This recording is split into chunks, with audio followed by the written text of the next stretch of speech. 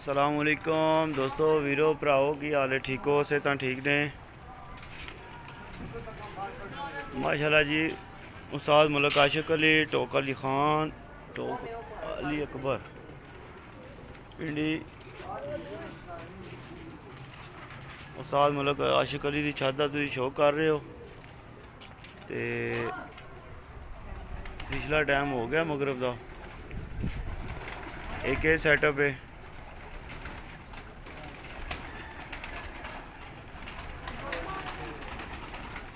ऊपर चढ़ी गए सन सारे जी।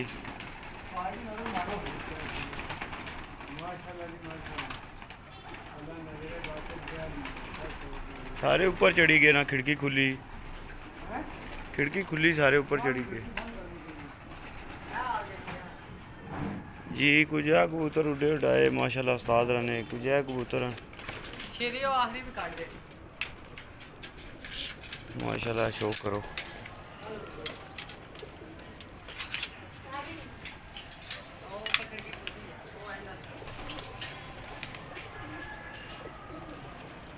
असल में सूरज हूँ मेरे सामने पै रहा तो कबूतर सही क्लियर नज़र तो नहीं आन लगे मगर चलो फिर भी शौक करो माशाल्लाह।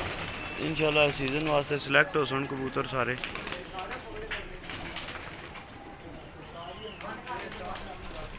इन्हें कुछ उड़े उड़ाए कुछ नवे कबूतर हैं माशाल्लाह तो इंशाल्लाह अगले सीज़न वास्ते ये शौक तैयार उसी।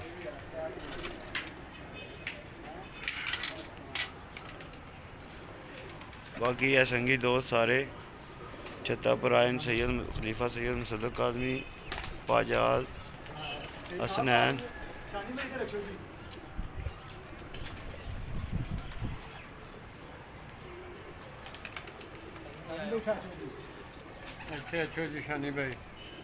खलो एक मिनट जी। है कोई सिलेक्ट नवादियाँ ने उड़ियाँ उड़ाइयाँ माशाल्लाह चेक करो शो करो।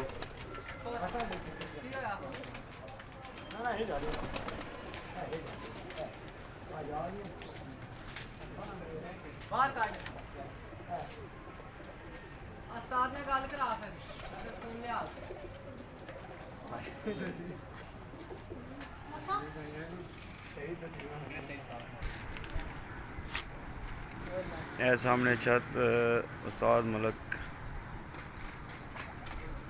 आबद अली मरूम ये उन्होंने छत का मंजर है माशाल्लाह बहुत प्यारी छत है। शौक करो चेक करो। ए थले कुछ जोड़े ने उस्ताद दे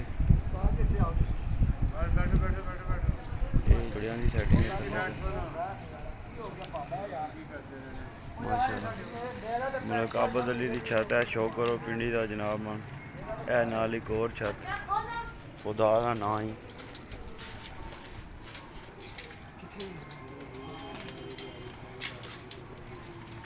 ए छत चेक करो पिंडी का है भी शौक है बाबा है भी शौक। ए छत्ता ने मोहब्बत सारे उस्ताद ने ये कबूतरा ने लुक आफ्टर करने सारे जवान। ये देख लो ये वक्त ने आने वाले वक्त ने शिकारी ने चैंपियन छत्ता पर जनाब पी काट रहे चैंपियन छत पर।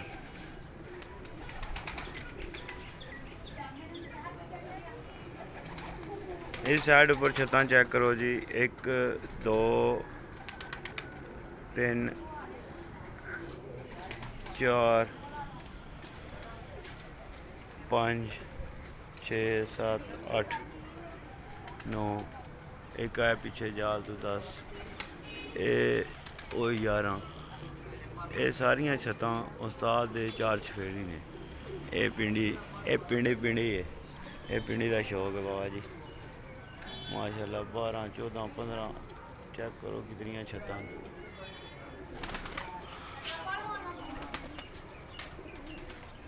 ऊपर प्लाजे वाली बेकरी वाली छत सब तो उची छत है।